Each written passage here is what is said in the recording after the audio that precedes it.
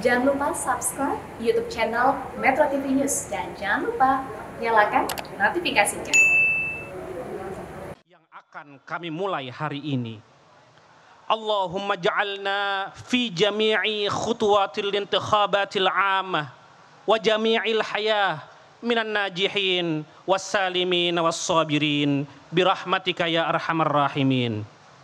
Allahumma ya Allah ya musahhil alladzi khazainuhu bainal kafi wan nun. 14 Februari 2024 adalah puncak perhelatan demokrasi ya, kami. pemirsa, saat ini dalam peluncuran tahapan pemilu 2024 sedang dilaksanakan pembacaan doa dan nantinya akan disambung dengan sambutan Menteri Dalam Negeri kalau berdasarkan susunan acara yang kami peroleh dari KPU dan juga nanti akan diikuti oleh berbagai sambutan lainnya termasuk sambutan dari Ketua DPR RI. Sebelum kita kembali menyimak tahapan pemilu 2024 dari KPU, saya akan membahas terlebih dahulu tadi soal anggaran bersama dengan anggota Dewan Pembina Perudem Titi Anggraini dan juga Direktur Eksekutif Carta Politika Yunarto Wijaya. Mbak Titi, pertama kita bahas dulu soal bengkaknya anggaran pemilu untuk KPU dari 25,59 T itu pada tahun 2019 sekarang jadi 76,7 T untuk 2024. Wajar tidak menurut Perludem? Ya, wajar atau tidaknya sekali lagi bergantung pada keterbukaan dan kemampuan KPU menjelaskan 76 T itu untuk apa saja. Yang kita tangkap di publik kan pembengkakan atau peningkatan angka itu karena KPU ingin memberikan apresiasi yang lebih baik dan lebih manusiawi bagi para petugas pelaksana di lapangan, terutama KPPS. Pada 2019 misalnya, uang kehormatan atau penghargaan untuk KPPS itu pada angka 450.000 sampai dengan 500.000 untuk per orangnya, berbeda antara anggota dan ketua. Nah, ini ingin ditingkatkan menjadi 3 kali lipat. Kalau dilihat dari beban kerja, hal itu wajar karena memang pekerjaan menyelenggarakan the most complex election in the world, begitu ya. Pemilu paling kompleks dan berat di dunia itu ya diperlukan begitu, sekaligus juga untuk mencegah anasir-anasir negatif atau buruk terhadap penyelenggara pemilu kita di tingkat lapangan. Nah, yang kedua juga ada usulan misalnya untuk menggunakan teknologi yang kemudian berimplikasi pada pendanaan, dan yang ketiga adalah alokasi juga untuk kepentingan pembangunan infrastruktur, gudang, kantor, dan seterusnya. Nah, ini yang sebenarnya kalau saya sendiri ya sampai hari ini belum sepenuhnya tahu begitu. Mohon maaf Mbak Titi, kita tunda sebentar karena kita ikuti terlebih dahulu sambutan dari Menteri Dalam Negeri Tito Karnavian berikut ini. Yang kami hormati Ibu Ketua DPR RI, Ibu Dr.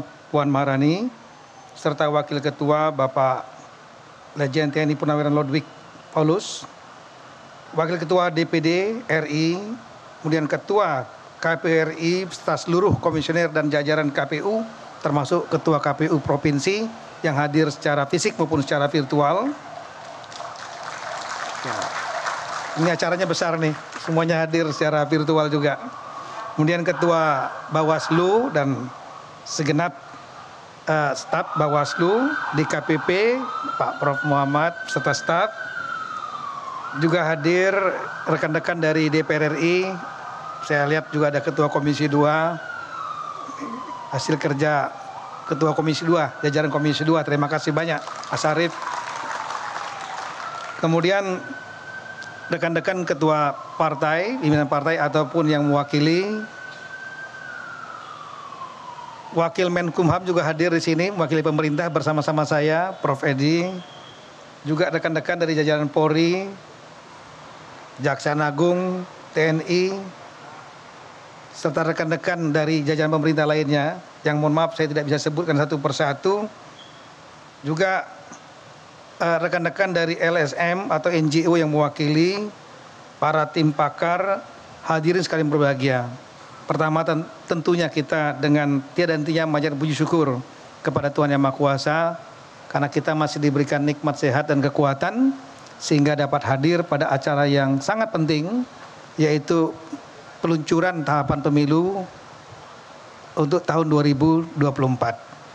Acara ini merupakan hasil kerja kita bersama, terutama melaksanakan beberapa kali rapat konsinyering dan akhirnya tercapai kesepakatan antara penyelenggara pemilu, KPU, Bawaslu, dan DKPP dengan legislatif yang diwakili oleh DPR RI, Komisi 2 khususnya, serta pemerintah yang diwakili oleh kami selaku Menteri Dalam Negeri.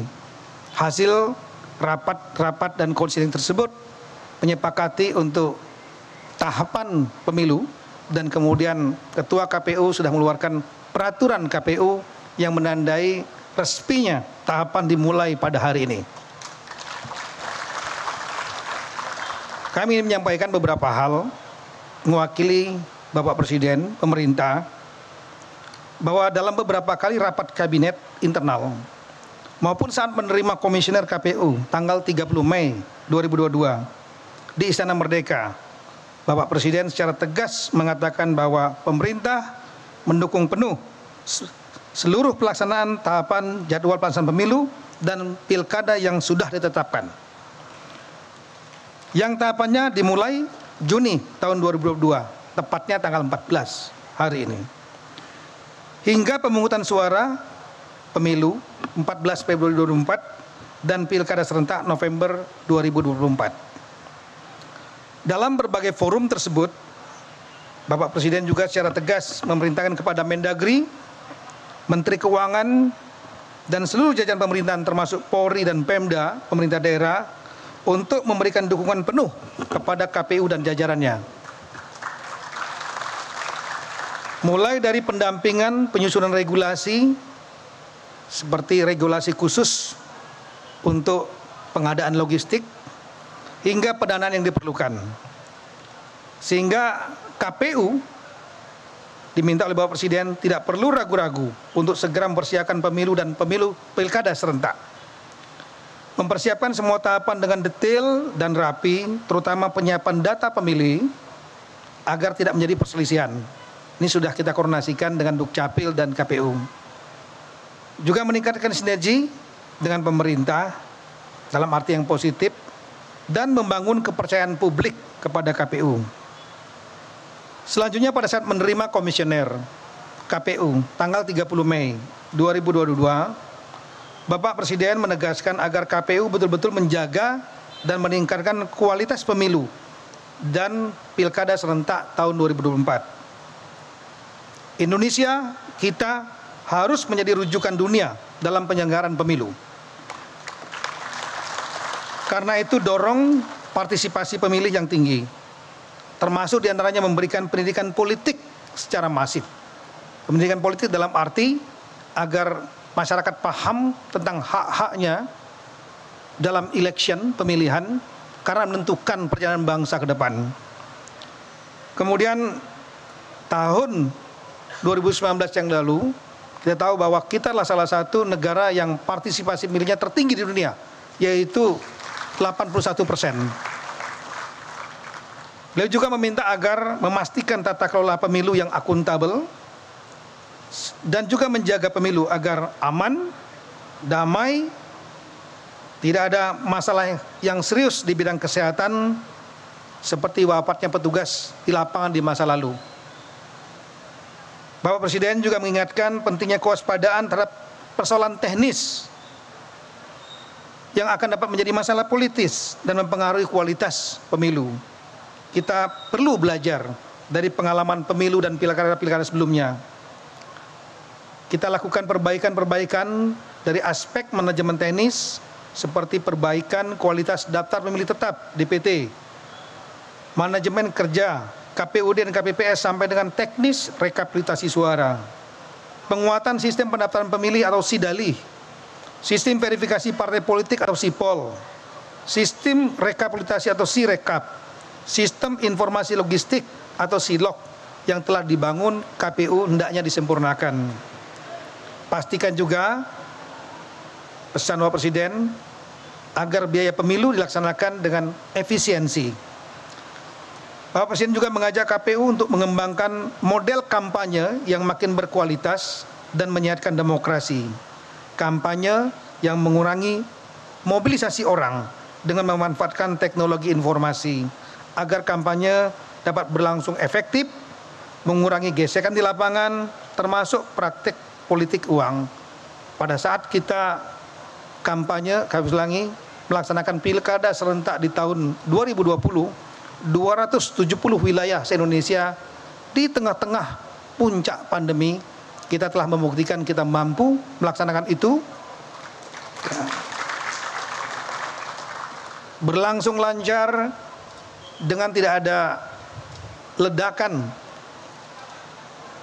penyebaran COVID-19, menggunakan teknologi yang lebih efektif dibandingkan dengan mobilisasi. Mungkin ini dapat menjadi salah satu alternatif. Dan pilkada di tahun 2020 merupakan election terbesar nomor 2 di dunia setelah Presiden Amerika Serikat, pemilihan Amerika Serikat, dengan partisipasi pemilih yang sangat tinggi di masa pandemi. Itulah hal-hal yang disampaikan oleh Pak Presiden terkait dengan penyelenggaraan pemilu di tahun 2024 sekaligus pilkada serentak November 2024. Baik, pemirsa, kembali lagi di Breaking News Metro TV, masih seputar peluncuran tahapan pemilu 2024. Saya kembali dengan narasumber, ada Mbak Titi dan juga Mas Toto. Mbak Titi, saya lanjutkan kembali ke Anda. Tadi kita sudah sama-sama mendengar ya apa yang disampaikan oleh Mendagri, Pak Tito Karnavian. Mbak Titi, meskipun tidak detail menyentuh soal anggaran, tapi Pak Tito mengatakan bahwa pemerintah mendukung penuh tahapan pemilu. Dan tadi Presiden katanya menyampaikan pesan agar biaya pemilu itu bisa efisien. Tapi dengan kebutuhan yang tadi Mbak Titi sebutkan, ada peningkatan biaya untuk petugas di lapangan yang naik 3 kali lipat, kemudian peningkatan teknologi dan juga kebutuhan infrastruktur seperti gedung dan gudang. Bisakah anggaran pemilu kita ditekan lagi? Ya, untuk infrastruktur dan gudang sebenarnya kan sudah ada salah satu tawaran solusi ya, yaitu melalui fasilitasi pemerintah daerah, di mana aset-aset infrastruktur dan juga bangunan dari pemerintah daerah itu bisa digunakan untuk membantu fasilitasi kebutuhan KPU. Dan saya kira itu cukup bijaksana. Jadi ini soal prioritas ya Mbak Zilvia. Kalau soal uang penghargaan untuk petugas, saya sendiri sangat mendukung karena memang pekerjaan melaksanakan pemungutan penghitungan suara itu sangat berat sekali. Dan mereka bekerja bukan hanya di hari H, dari mulai mendistribusikan surat pemberitahuan memilih atau yang kita kenal undangan, mendirikan TPS, melakukan pemungutan, penghitungan, menyerahkan hasil, itu kan memerlukan konsentrasi, stamina, dan juga perlindungan dengan baik. Pada 2019 tercatat 894 petugas TPS meninggal dunia dan ada 5.000 yang sakit begitu. Dan kita tidak menghendaki ekses kelelahan tersebut kembali terjadi di 2024. Nah, soal misalnya pembelian pengadaan barang jasa, misal kendaraan dinas, ini juga bisa sebenarnya dilakukan efisiensi melalui penundaan untuk pengadaan dan pemberian fasilitasi dari pemerintah atau daerah dan pusat ya. Karena kan sebenarnya hal-hal seperti itu bisa dikompromikan. Tapi kalau sudah menyangkut pengadaan surat suara, perlengkapan pemungutan suara, nah itu kan tidak bisa dihindari. Tapi sekali lagi catatannya adalah kita bisa tahu apakah itu sudah betul-betul disusun secara efektif dan efisien kalau publik mengetahui ada transparansi, keterbukaan, dan akuntabilitas dalam pembahasan anggaran ini. Nah ini yang masih agak kosong itu adalah soal akses kita untuk tahu dengan lebih holistik dan menyeluruh. Karena begini Mbak, kalau publik itu misalnya hanya disuguhkan angka 76 triliun, lalu publik merasa itu terlalu mahal, nanti stigma atau pandangan mereka bisa a priori pemilu itu mahal, membebani, sementara negara misalnya belum terlalu baik kondisi perekonomiannya gitu. Baik, jadi tergantung ya bagaimana KPU seharusnya bisa menjelaskan kepada publik secara akuntabel agar publik bisa menilai sebetulnya 76,6 triliun itu kos yang wajar atau tidak. Baik, saya sekarang ke Mas Toto. Mas Toto, sebelum saya bahas soal anggaran ke Anda, tadi kan Pak Tito berkali-kali menegaskan Presiden menyampaikan ini, kemudian pemerintah mendukung penuh tahapan pemilu. Apakah ini berarti memang dimulainya tahapan pemilu hari ini berarti paripurna sudah menyudahi wacana penundaan pemilu yang sempat nyaring bunyinya?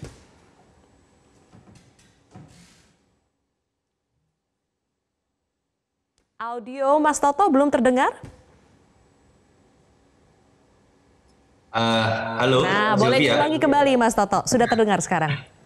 Ya, saya sudah menduga pertanyaan Sylvia pertama akan itu nih kalau secara politik ya. Jadi memang kalau tadi dari statement Pak Tito ya, penjelasan bahwa menggunakan bahasa mewakili presiden seperti ada penegasan untuk menjawab keraguan publik bahwa ada isu 3 periode penundaan pemilu yang kemudian ditegaskan kembali oleh Pak Tito tadi bahwa presiden mendukung penuh tahapan yang harus dijalankan oleh KPU, bahkan dengan kalimat KPU jangan ragu begitu kan, karena memang belakangan isu ini muncul kembali dalam beberapa pertemuan. Tapi yang menjadi catatan memang sebetulnya kan ini sudah diulang juga oleh Presiden 10 April 2 hari sebelum pelantikan KPU juga pernyataan itu disebutkan oleh Presiden dalam ratas terkait dengan persiapan pemilu. Tapi the devil is in the details. Paling penting sebetulnya kan adalah komitmen ini ketika nanti masuk ke pertanyaan mengenai anggaran ini terkait ya secara valid bahwa kepastian pemilu ini akan berlangsung ketika pencairan anggaran sudah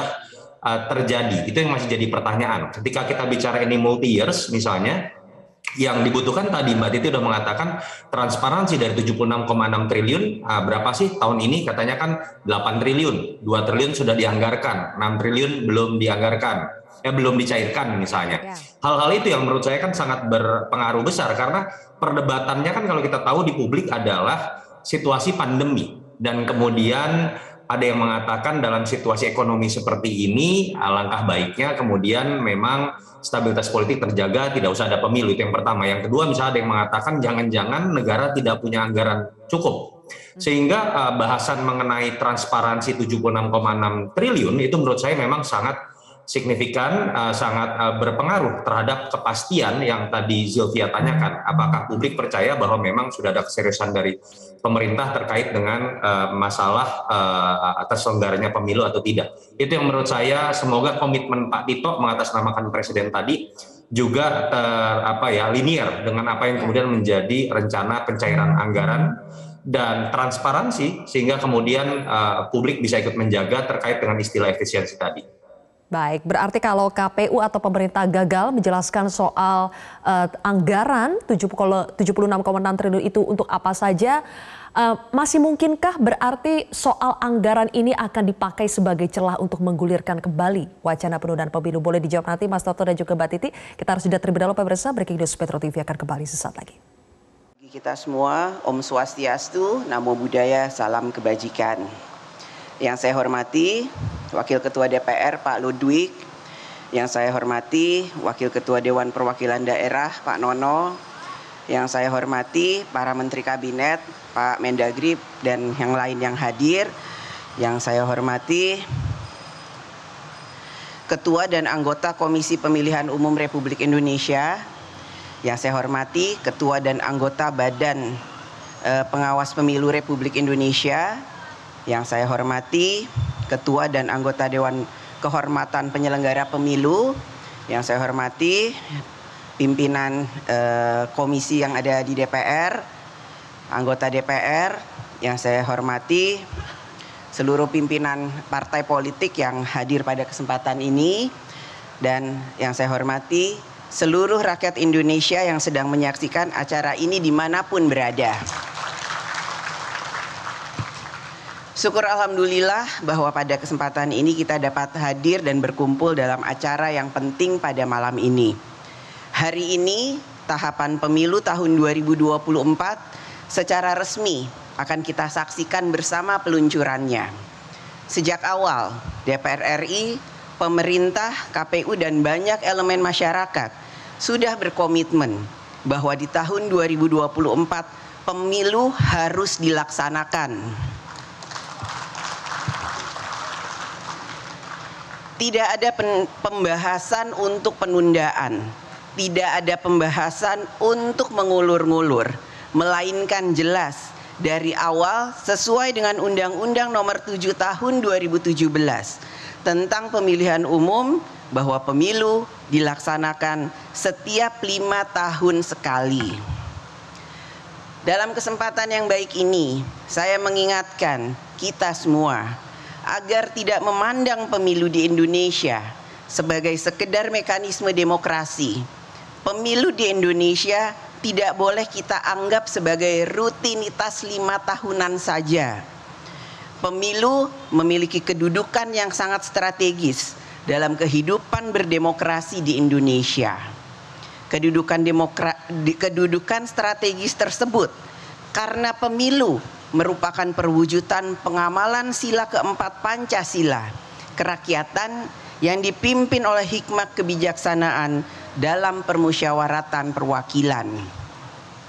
Melalui pemilu, para pemimpin yang telah terpilih memperoleh legitimasi dari seluruh rakyat untuk merumuskan dan menyusun berbagai perundang-undangan yang diperlukan untuk mewujudkan perih kehidupan yang berketuhanan, adil dan beradab, menjaga persatuan dan mewujudkan keadilan sosial bagi seluruh rakyat Indonesia. Selain itu, di era demokrasi modern, pemilu juga menjadi arena bagi rakyat untuk memilih para pemimpin eksekutif mulai dari bupati, wali kota, gubernur, sampai presiden dan wakil presiden Republik Indonesia. Dengan kedudukan strategisnya, hasil pemilu akan sangat menentukan wajah kehidupan berbangsa dan bernegara, setidaknya untuk 5 tahun ke depan. Di sisi lain, ibarat pisau bermata dua, penyelenggaraan pemilu yang tidak sesuai dengan prinsip-prinsip demokrasi juga bisa menjadi bumerang bagi kehidupan berbangsa dan bernegara. Para pendiri bangsa pernah mengingatkan kepada kita tentang bahaya pemilu yang tidak dilaksanakan sesuai dengan prinsip-prinsip demokrasi tersebut justru bisa menjadi ajang demokrasi yang bisa memecah persatuan bangsa Indonesia. Pada tahun 1955, Presiden Republik Indonesia yang pertama, Insinyur Soekarno, Bung Karno, pernah memberi pesan kepada kita, pemilihan umum jangan menjadi tempat pertempuran perjuangan kepartaian yang kemudian dapat memecah belah bangsa Indonesia. Hari ini saya merasakan bahwa atmosfer pemilu 2024 telah mendekati kekhawatiran yang pernah disampaikan oleh Bung Karno. Diskusi-diskusi di ruang publik tentang dinamika menuju pemilu tahun 2024 telah dan sangat diwarnai oleh argumentasi-argumentasi yang mengarah pada polarisasi yang tidak sehat di antara anak bangsa.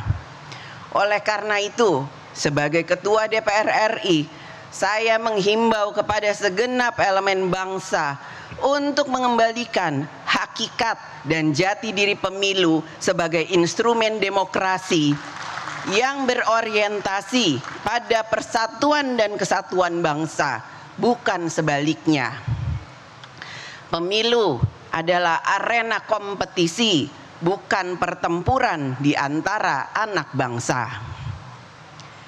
Jika boleh diperumpamakan, sejatinya hasil pemilu legislatif adalah untuk menentukan ketua kelas, wakil ketua kelas 1, wakil ketua kelas 2, dan seterusnya di dalam gedung parlemen. Selanjutnya, para ketua dan wakil ketua kelas inilah yang akan menjadi satu kesatuan teamwork untuk memusyawarahkan berbagai hal dan memutuskan apa yang terbaik untuk bangsa dan negara. Saya meyakini tidak ada permasalahan yang tidak bisa dimusyawarahkan sepanjang spirit dalam bermusyawarah dilandasi oleh semangat persatuan dan kesatuan Indonesia. Sebaliknya, apabila spirit pemilu dibawa mengarah kepada pertempuran yang berorientasi pada melukai kompetitor pada pemilu yang akan menjadi kompetisi tidak sehat yang pada berakhirnya bisa mengarah pada disintegrasi bangsa. Melalui pemilu, marilah kita mendengar suara, harapan, dan impian rakyat Indonesia tentang apa yang mereka inginkan, tentang apa yang ingin negara wujudkan untuk kesejahteraan hidup rakyatnya. Melalui pemilu, kita memilih putra-putri terbaik bangsa Indonesia yang akan memanggul tanggung jawab besar tugas kebangsaan untuk mewujudkan cita-cita kemerdekaan, yaitu untuk membentuk suatu pemerintah negara Indonesia yang melindungi segenap bangsa Indonesia dan seluruh tumpah darah Indonesia, dan untuk memajukan kesejahteraan umum, mencerdaskan kehidupan bangsa, dan ikut melaksanakan ketertiban dunia yang berdasarkan kemerdekaan, perdamaian abadi, dan keadilan sosial. Terima kasih, saya rasa itu yang penting untuk saya sampaikan pada kesempatan yang sangat penting ini. Terima kasih. Wassalamualaikum warahmatullahi wabarakatuh. Om Santi, Santi, Santi Om. Namo Buddhaya.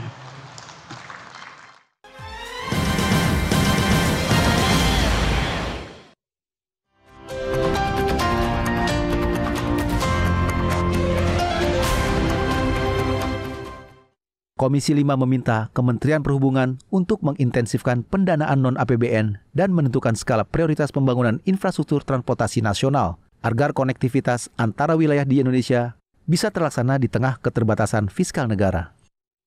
Anggota Komisi 5 DPR RI, Bob Andika Mamana Sitepu, mempertanyakan surat berharga syariah negara atau SBSN untuk tahun 2023 yang mengalami peningkatan, namun pemotongan anggaran tetap terjadi pada Dirjen Perkeretaapian. Dikhawatirkan akan banyak program-program yang terganggu karena mayoritas berasal dari pendanaan tersebut. Saya membayangkan ini Pak, di daerah Sumut ini Pak, semua kegiatan perkeretaapian ini menggunakan SBSN.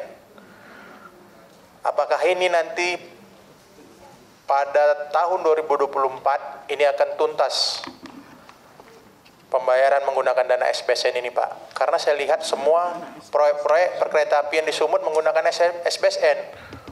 Anggota Komisi 5 DPR RI lainnya, Muhammad Fauzi, meminta Kementerian Perhubungan untuk mengantisipasi dampak inflasi. Untuk itu, Fauzi menyarankan Kemenhub untuk menyesuaikan pagu indikatif dengan program pembangunan yang berskala nasional, serta apa yang menjadi aspirasi daerah. Kementerian Bapak mendapat pagu indikatif sebesar 33,2 triliun di tahun 2023 ini Pak.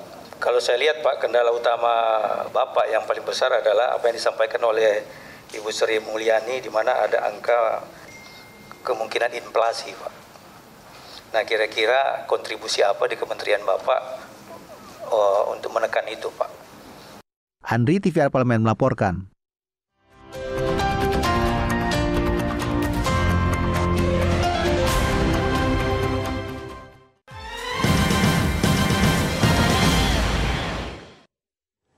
Baik, pemirsa, kami lanjutkan kembali dialog bersama dengan Mas Toto dan juga Mbak Titi.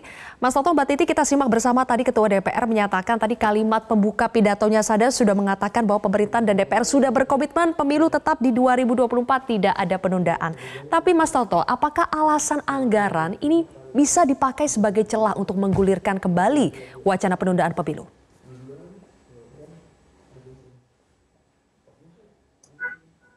Ya, saya pikir itu kan terkait dengan isu yang selama ini berseliweran ya, terkait dengan alasan situasi politik. Yang kedua, anggaran. Makanya tadi saya sudah sebutkan bahwa transparansi anggaran termasuk dengan tahapan-tahapannya itu menjadi sangat penting untuk meyakinkan publik bahwa apa yang sudah diputuskan di DPR, KPU, dan Kemendagri memang akan masuk dalam realisasi tahapan-tahapan pemilu.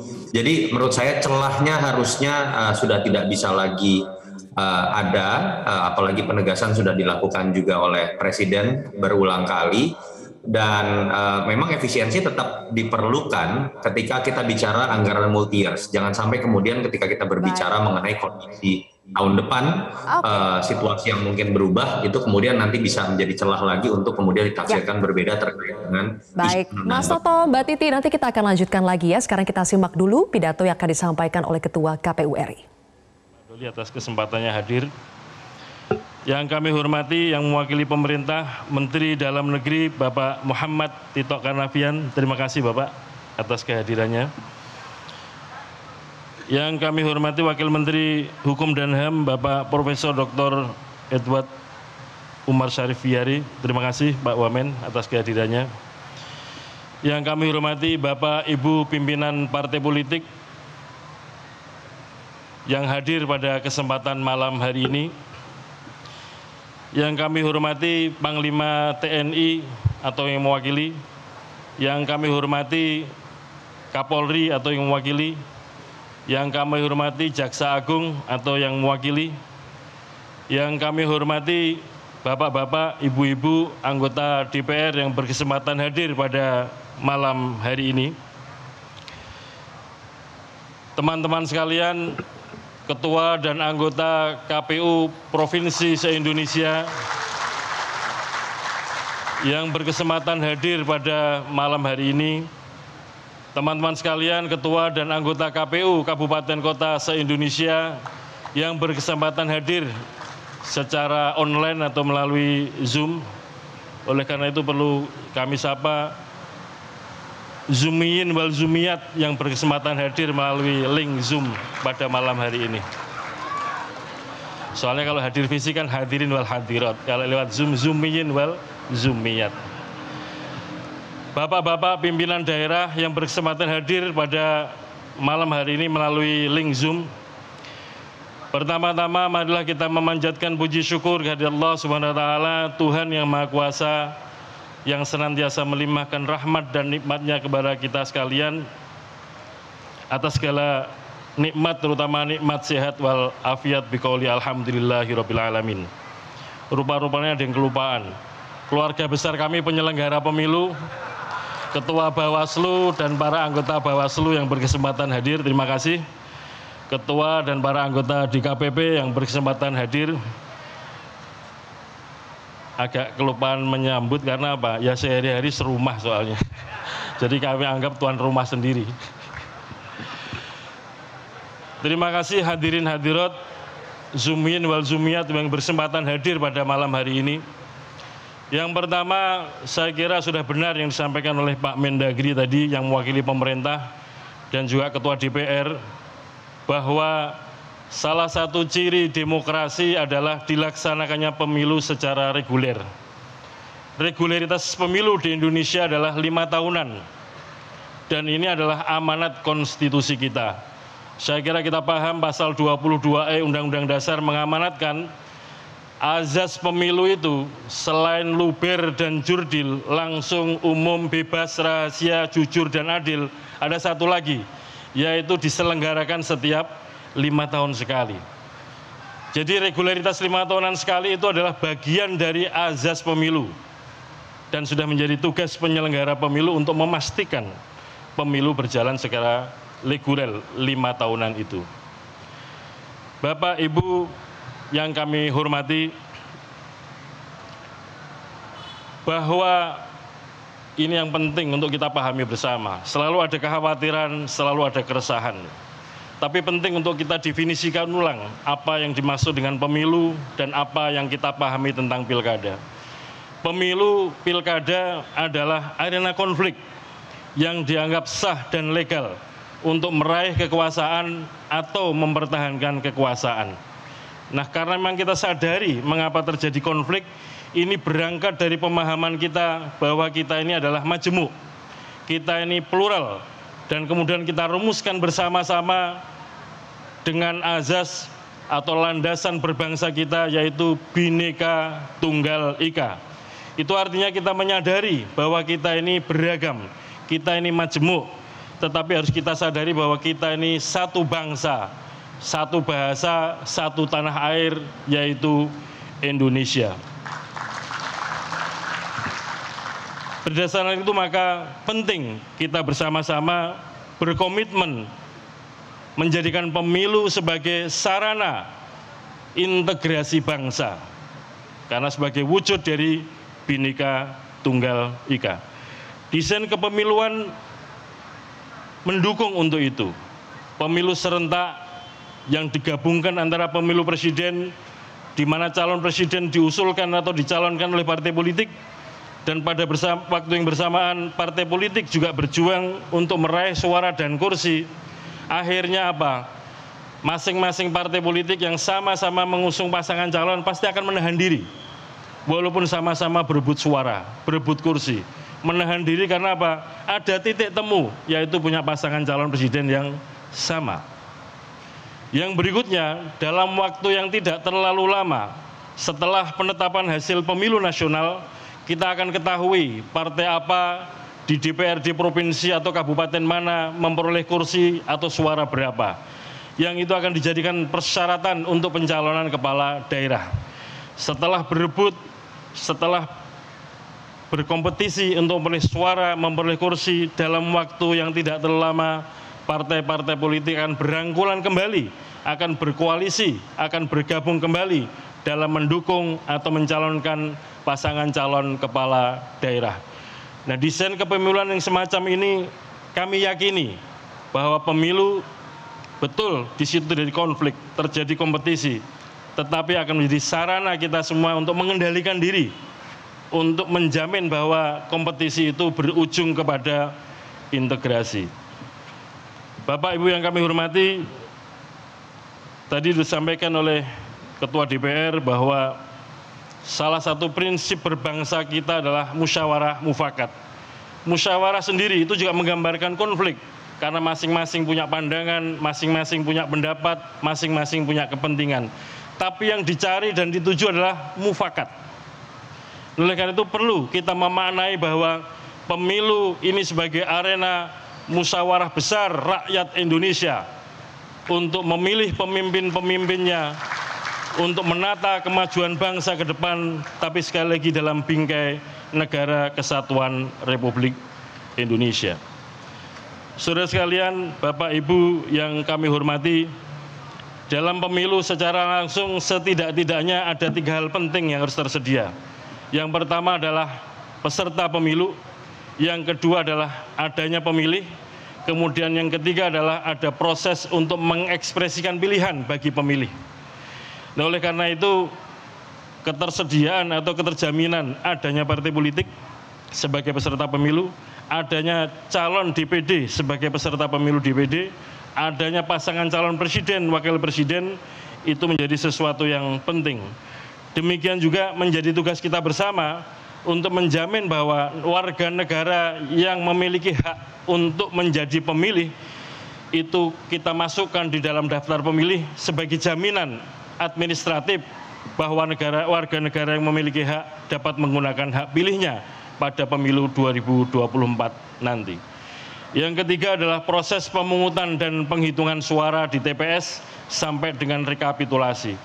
Nah, oleh karena itu proses pemungutan suara, proses penghitungan suara adalah sarana perwujudan kehendak rakyat, penyaluran kedaulatan rakyat.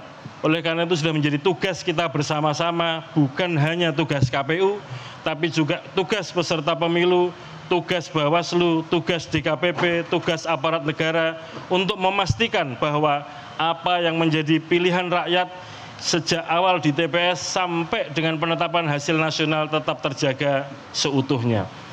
Oleh karena itu, di antara yang saya sampaikan kepada rekan-rekan sejawat saya, kolega kerja saya, teman-teman di KPU Pusat, KPU Provinsi, KPU Kabupaten Kota, karena pemilu adalah konflik yang dianggap sah dan legal untuk meraih kekuasaan atau mempertahankan kekuasaan, maka sesungguhnya KPU penyelenggara pemilu adalah manajer konflik. Oleh karena itu dilarang anggota KPU menjadi bagian faktor penyebab konflik. Saudara sekalian, Bapak Ibu yang kami hormati, terakhir pada malam hari ini, malam Rabu tanggal 14 Juni 2022, kalau dihitung mulai dari 14 Februari 2024, hari pemungutan suara dihitung mundur pada hari ini tepat 20 bulan sebelum hari pemungutan suara. Dan menurut mandat konstitusi dan mandat undang-undang, pada hari ini adalah hari dimulainya tahapan pemilu tahun 2024.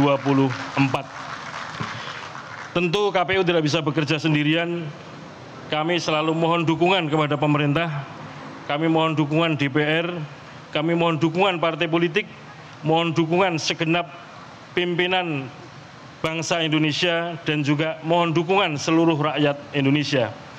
KPU sebagai lembaga penyelenggara pemilu adalah pelayan pada dua pihak, melayani pemilih dan melayani peserta pemilu. Oleh karena itu, karena karakter layanan, teman-teman KPU sehari-hari yang harus selalu dilatih adalah latihan tersenyum. Karena apa? Salah satu quality control ya, bentuk kualitas kita bekerja sebagai lembaga layanan itu selalu tersenyum. Walaupun mungkin teman-teman partai politik sering minta dokumen kepada KPU, yang itu akan dijadikan gugatan kepada kita, ya kita layani. Karena karakter lembaga KPU adalah lembaga layanan. Jadi nanti kalau ada yang teman-teman kami, Bapak Ibu dari partai politik di semua tingkatan, kalau ada anggota KPU yang kurang senyum, tolong dilaporkan kepada kami. Supaya ada pelatihan senyum untuk melayani peserta pemilu dan melayani pemilih. Tentu kita semua sebagai umat beragama dan juga menyadari, meyakini kita punya kelemahan, punya kesalahan, dan juga masih mengandung dosa.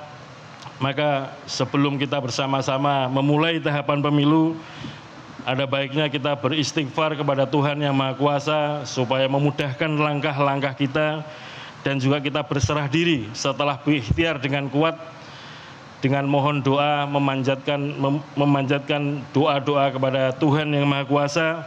Semoga kita sekalian, semua pihak penyelenggara pemilu, peserta pemilu, pemilih, senantiasa diberikan kesehatan, senantiasa diberikan kekuatan, dan senantiasa diberikan kesabaran. Nah, khusus doa kesabaran ini wabil khusus untuk teman-teman penyelenggara pemilu, karena melayani partai politik, melayani pemilih harus sabar. Soalnya apa? Kursinya satu yang memperebutkan banyak, kursinya terbatas yang memperebutkan banyak. Kita harus sabar untuk melayani pemilih, melayani peserta pemilu. Mari sejenak bersama-sama kita menundukkan kepala dengan iringan doa. Semoga segala hajat kita untuk memulai tahapan pemilu 2024 mendapatkan ridho dan berkah dari Allah SWT, Tuhan Yang Maha Kuasa. Ridhoillahi wa syafaati Rasulillah wa ala kulli sholihah bi barakati al-Fatihah. A'udzubillahi minasyaitonir rajim. Bismillahirrahmanirrahim. Alhamdulillahirabbil alamin. Ar-Rahmanir-Rahim. Maliki yaumiddin. Iyyaka na'budu wa iyyaka nasta'in. Ihdinas siratal mustaqim. Shiratal ladzina an'amta 'alaihim ghairil maghdubi 'alaihim waladdallin. Amin amin amin ya rabbal alamin. Dengan membaca Bismillahirrahmanirrahim, nanti bersama-sama, tidak saya sendirian, dengan sesama anggota KPU kita luncurkan tahapan pemilu 2024. Saya akhiri sampai di sini. Walafu minkum. Wassalamualaikum warahmatullahi wabarakatuh.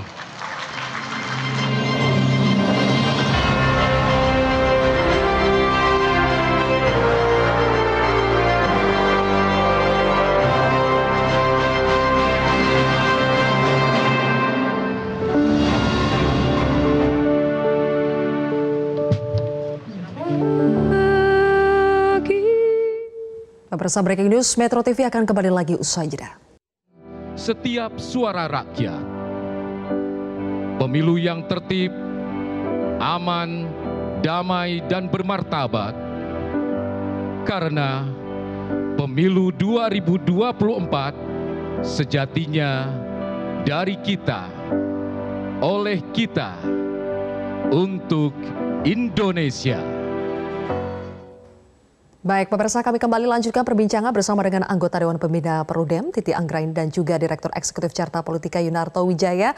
Mbak Titi, Mas Toto, tadi kita simak ya pernyataan dari Ketua KPU RI, Hasyim Asyari, yang menyatakan bahwa desain kepemiluan kita sekarang, di mana Pileg dengan Pilpres itu diselenggarakan bersama-sama, ini justru membuat potensi konflik semakin minim karena ada koalisi yang terbentuk pada saat Pilpres. Apakah betul demikian, Mbak Titi? Ya, satu sisi Pak Hasyim menganalisis seperti itu ya, tapi fakta lainnya adalah justru partai politik kita di parlemen meminta masa kampanye untuk dipendekkan karena ingin menghindari polarisasi. Jadi satu sisi keserentakan pemilu memang membuat kita ya lebih mudah untuk mengidentifikasi pencalonan presiden dengan dukungan partai politik yang diharapkan nanti perolehan suaranya signifikan di dalam mendukung presiden terpilih. Itu kan salah satu tujuan kenapa kita menyelenggarakan keserentakan pemilu, atau bahasa ringkasnya memperkuat sistem presidensil sehingga presiden mendapatkan dukungan yang signifikan melalui partai politik yang akan dipilih juga oleh pemilih yang memilih calon presiden yang dinominasikan oleh partai politik tersebut.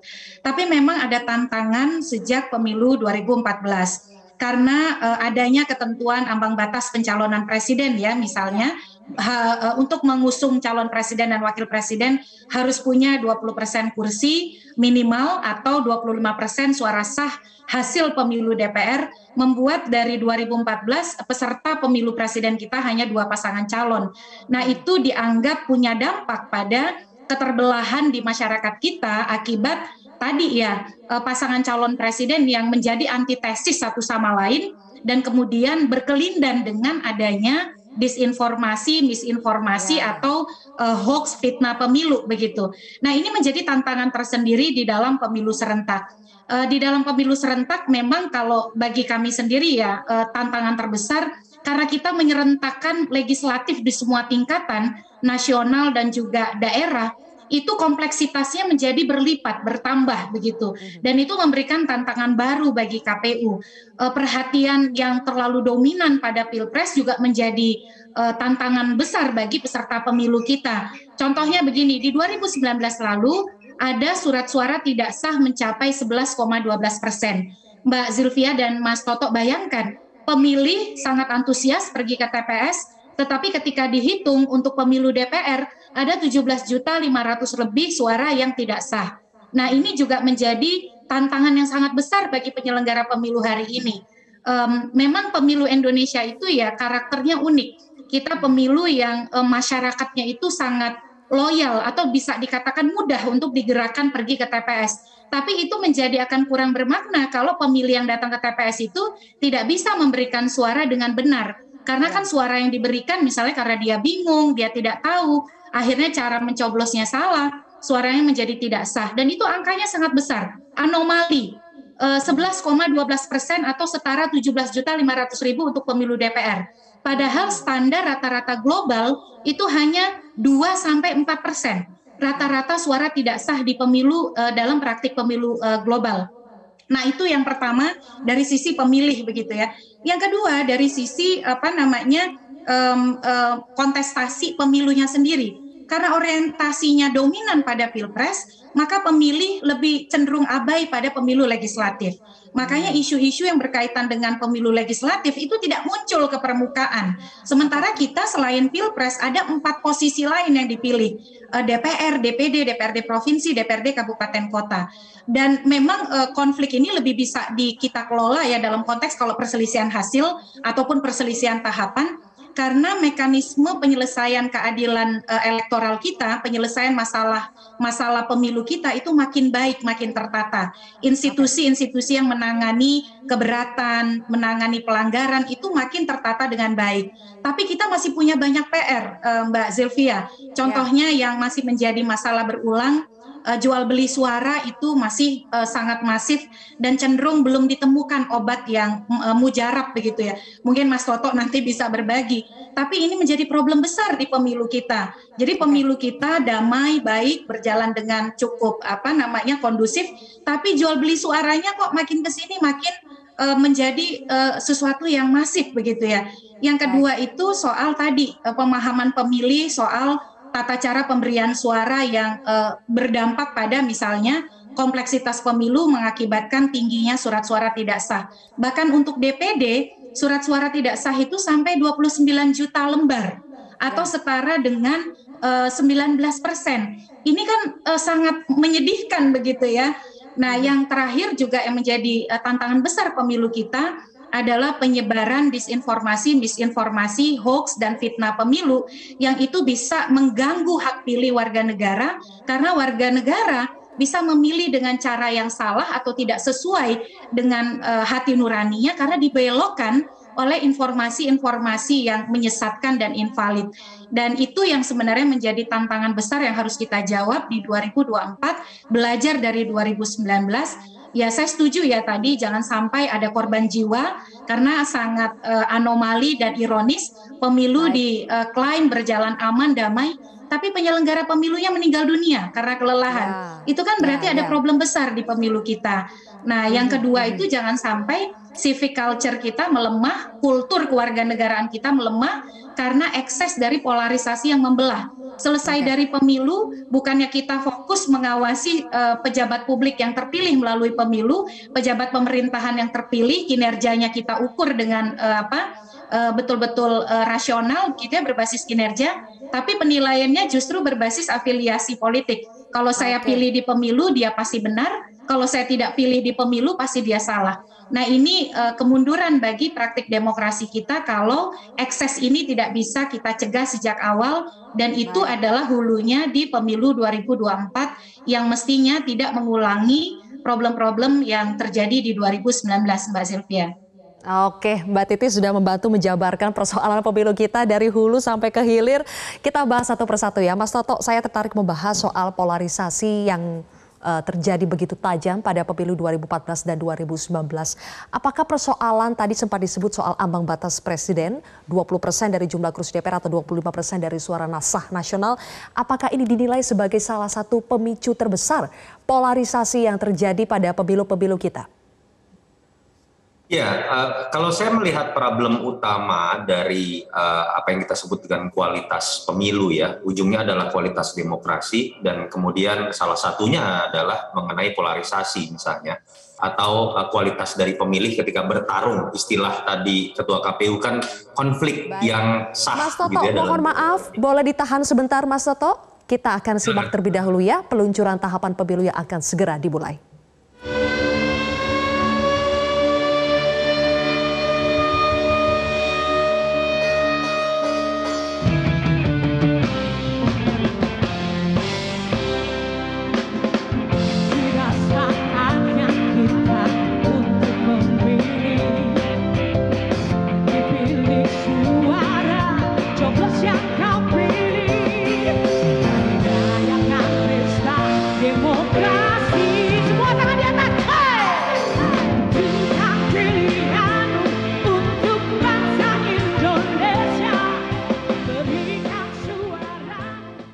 Baik pemirsa, prosesi peluncuran tahapan pemilu 2024 sudah resmi dilakukan tadi oleh Komisioner KPU RI beserta dengan Ketua DPR RI dan juga sejumlah petinggi yang tak hadir, tamu VVIP yang hadir pada malam hari ini. Kami kembali lanjutkan dialog bersama dengan Mas Toto. Mohon maaf tadi terpotong. Bisa dilanjutkan kembali Mas Toto soal ambang batas presiden 20%, apakah itu mempengaruhi polarisasi pada pemilu kita?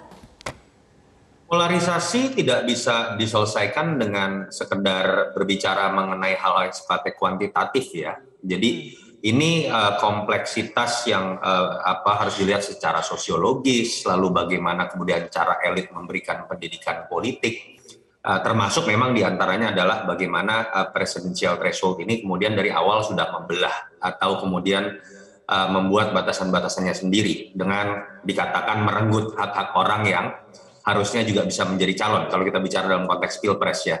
Tapi catatan paling penting adalah Sylvia, kita seringkali kemudian membuat indikator kuantitatif tadi untuk menilai kualitas dari pemilu kita. Padahal contoh paling sederhana tadi sempat disebutkan juga terkait dengan partisipasi pemilih. Ini selalu dianggap menjadi sebuah prestasi. Padahal ini kan hanya salah satu indikator yang tidak berkaitan sama sekali dengan kualitas demokrasi. Katakanlah misalnya, kalau tingkat partisipasi naik, tapi yang terjadi adalah dalam konteks mobilisasi yang naik dan bukan partisipasi yang naik secara real, apa maknanya dalam peningkatan kualitas pemilu kita? Karena ketika kita bicara mobilisasi itu kan kita bicara money politik. Tadi Mbak Titi menjelaskan ada jual beli suara, lalu kemudian juga misalnya ancaman, termasuk yang hal-hal yang terkait dengan polarisasi tadi. Ini yang menurut saya perlu jadi catatan. Kenapa? Karena ketika kita hanya berorientasi pada yang disebut dengan partisipasi pemilih, hal yang sifatnya kuantitatif, kita melupakan the problem old but never die gitu ya. Kalau kita bicara kan selalu dalam setiap pemilu, dalam setiap pilkada, kita berbicara mengenai DPT. kita berbicara mengenai money politik, kita berbicara mengenai netralitas aset ASN misalnya. Yang terbaru belakangan kita berbicara juga mengenai kemampuan dari IT dari penyelenggara pemilu. Terakhir yang paling penting adalah terkait dengan bagaimana isu hoax yang kemudian memang memberikan intervensi yang negatif bagi kualitas dari pemilu sendiri. Dan ini yang menurut saya harusnya jadi catatan dan kita awasi bersama, tidak sekedar berbicara mengenai keberhasilan meningkatkan partisipasi pemilih terkait dengan misalnya DPT pemilih. Apakah sudah ada sebuah proses yang memastikan bahwa IKTP bisa dijadikan rujukan? Terkait dengan money politik, pertanyaan sederhana misalnya, apakah tanda kutip ya kemandulan dari pengawas pemilu yang selama ini kita lihat terjadi di lapangan sudah berani memberikan sanksi? Ketiga, misalnya ketika bicara mengenai netralitas ASN, apakah ada sebuah aturan yang misalnya memberikan sanksi yang keras kepada ASN dan apakah itu akan diberlakukan? Apakah misalnya dari sisi IT ada sebuah pembaruan di tengah situasi semakin digitalnya masyarakat kita, misalnya nanti ketika bicara di petugas KPPS, apakah akan ada sebuah metode baru yang memastikan transparansi bisa dilakukan? Kalau dulu kan hanya C1 plano, dan itu pun setahu saya dibebankannya bukan petugas KPPS tapi kepada pengawas pemilu ya, kalau saya tidak salah Mbak Titi. Hal-hal seperti itu yang menurut saya perlu kita awasi bersama. Jadi selain dari transparansi anggaran tadi, tapi tahapan-tahapan pemilu dan aturan-aturan yang dibuat dalam PKPU kita bisa pastikan untuk upaya peningkatan kualitas tadi dan tidak berhenti pada aspek-aspek yang sifatnya kuantitatif pada sebatas partisipasi pemilih saja. Baik, oke. Waktu kita terbatas, masih ada waktu untuk Mbak Titi. Mbak Titi, kalau kita mau berbicara soal meningkatkan pemilu kita menjadi lebih berkualitas, tadi banyak disebut soal daftar pemilih. Daftar pemilih ini seringkali bermasalah. Apa yang menjadi catatan Perludem agar daftar pemilih pada pemilu 2024 kali ini lebih berkualitas lagi? Ya, yang paling jadi kunci itu adalah kolaborasi dan sinergisitas antar aktor ya. Karena di pemilu kita itu sumber datanya adalah data potensial pemilih pemilu atau DP4 dari Kemendagri. Nah, itu kan bersumber dari database kependudukan yang dimiliki oleh Kemendagri. Itu yang kemudian disinkronkan dan diolah oleh KPU, dilakukan yang namanya coklit, pencocokan dan penelitian. Kalau ini sebenarnya dilakukan terus secara konsisten, karena memang KPU sudah melakukan pemutakhiran data secara berkelanjutan, disokong oleh misalnya sinergi yang konstruktif di antara dua institusi ini, Kemendagri dan juga KPU, lalu misalnya dibuka aksesnya dengan baik kepada masyarakat peserta pemilu untuk terlibat di dalam memastikan akurasi dan validitas data. Sebenarnya data pemilih kita itu harusnya ya tidak lagi menghadapi persoalan-persoalan klasik, contoh kegandaan. Lalu kemudian orang yang tidak lagi memenuhi persyaratan masih ditulis di dalam atau masih terdapat di dalam daftar pemilih. Karena saringannya itu sangat banyak Mbak Zilvia. Dari mulai saringan ketika data itu bersumber dari Kemendagri, diberikan kepada KPU, dilakukan pencocokan dan penelitian di lapangan, dimintakan masukan dari partai politik dan juga dari publik. Kan semua lini itu sebenarnya sudah diupayakan untuk tidak membuka celah begitu. Tapi kemudian mengapa ini masih terjadi? Karena dalam praktiknya masih ada kebocoran-kebocoran. Contoh, yang harusnya melakukan coklit tapi dia tidak turun ke lapangan untuk mencoklit. Lalu kemudian ada data-data yang misalnya tidak update soal kematian, lalu kemudian pindah domisili. Ini karena masyarakat kita kecenderungannya adalah tidak melaporkan kalau ada mobilitas ataupun kemudian ada kematian. Nah, ini yang lagi-lagi satu sisi kolaborasi sinergisitas antara kementerian lembaga yang memiliki akses pada data dan menopang pada data pemilih itu harus betul-betul punya komitmen, ini agenda besar pemilu kita loh. Karena kalau misalnya data pemilihnya invalid, maka itu akan menjadi ruang untuk persoalan sengketa. Yang kedua, partai politik jangan menunggu di hilir. Jadi sudah mau penetapan DPT nasional, baru tuh sibuk-sibuk dan kemudian menyoroti misalnya soal NIK invalid lah, soal data pemilih ganda lah dan seterusnya. Soalnya mereka ini mendapatkan akses pada data itu sejak awal. Dari mulai data itu dikelola di tingkat kecamatan. mestinya melalui tingkat kepengurusan mereka dari mulai kecamatan, kabupaten, kota, provinsi, pengawalan DPT itu kan bisa dilakukan tidak harus menunggu di ujung begitu ya, di hilir ketika DPT nasional ingin ditetapkan. Dan yang terakhir adalah masyarakat kita sebagai pemilih mestinya betul-betul memberi atensi, karena pintu masuk kita untuk bisa menggunakan hak pilih dengan baik adalah kalau kita terdaftar sebagai pemilih. Jadi itu yang sebenarnya menjadi tantangan besar ya, meningkatkan kolaborasi, sinergisitas dan partisipasi masyarakat yang bermakna. Bukan hanya datang ke TPS, tapi mengawal sejak awal proses-proses ini, sehingga tadi kualitas DPT-nya bisa baik, tidak dimanipulasi, ruang-ruang pemanfaatan data kita juga bertanggung jawab, tidak ada kebocoran data pribadi, begitu ya. Jadi banyak sebenarnya agenda kita yang harus kita kawal di 2024 gitu. Baik, Mbak Titi, terima kasih atas catatan-catatan Anda, dan juga Mas Toto, terima kasih telah bergabung bersama kami di Breaking News Metro TV. Masih ada waktu sekitar 20 bulan lagi ya untuk mempersiapkan berbagai tahapan pemilu kita. Kita berharap bahwa pemilu 2024 dapat berjalan dengan lebih baik lagi, dari proses yang lebih berkualitas dan juga melibatkan sinergi dari berbagai pihak. Terima kasih sekali lagi Mbak Titi dan juga Mas Toto telah bergabung bersama kami di Breaking News Metro TV. Pemirsa, demikianlah Breaking News Metro TV peluncuran tahapan pemilu 2024.